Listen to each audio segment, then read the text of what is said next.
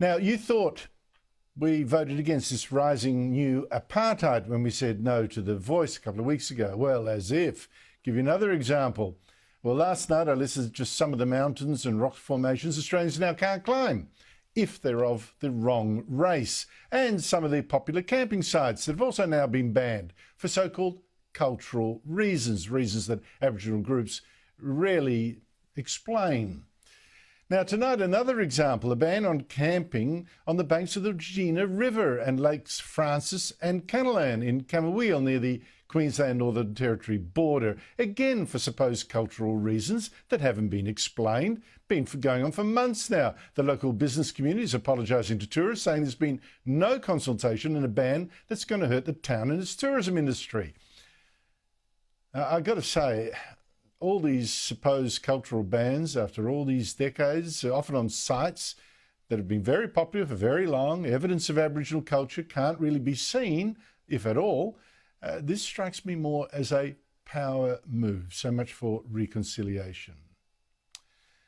But back to the vote on the voice. 61% of Australians saying no to a voice in our constitution, Aboriginal-only group, and dividing us by race. Shouldn't state governments now get that message? No to dividing us by race. Instead, both Victorian and the South Australian government, both Labor governments, they've created their own state-based voices already to, among other things, negotiate a treaty and reparations and whatever. Sarah Game is a One Nation MP in South Australia. She's trying to do something about that. Sarah Game, thank you so much for your time. What are you asking your South Australian Parliament to do?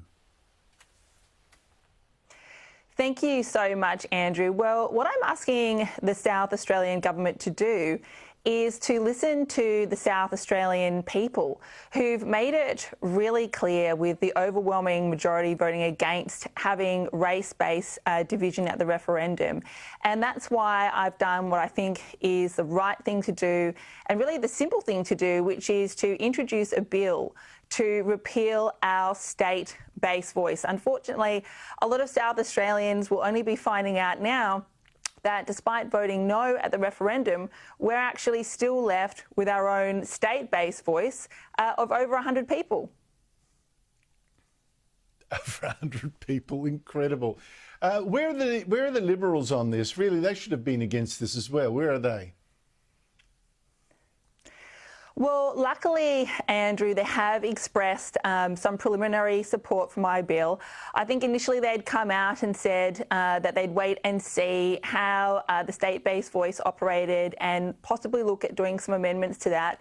But my position is really clear that we just need to remove it completely. You know, we've got over 100 people with guaranteed resourcing, and really that could expand. So I think there's 46 people that are actually the voice members. There's about 55 people on varying committees, but it stipulates very, very clearly in the legislation that those committees can be easily expanded, and also that if you're going to be a committee member, you can't actually be a voice member, which is very different than normal parliament. We've also got a voice secretariat to help with the running of the voice, and so it's absolutely out of control and can keep expanding. It's also important to note, Andrew, that it states within this legislation that this huge bureaucracy will in no way supersede any of the existingly funded organisations that are failing to deliver. Of course not. We've got all these activists who need a job, taxpayer funded. Can't have that, Sarah. Sarah, but the thing is, the Liberals got to get the message. This is not just about whether it does good or not. This is about thing in principle, a race-based organisation. And as long as it's there, you know how it is. The people that trade most on being different to the rest of the community by virtue of race, they come to the top. People who are assimilationist or integrationist, they don't. It encourages racialism and radicalisation. It is wrong on principle. What's Labor saying in response to what you're doing?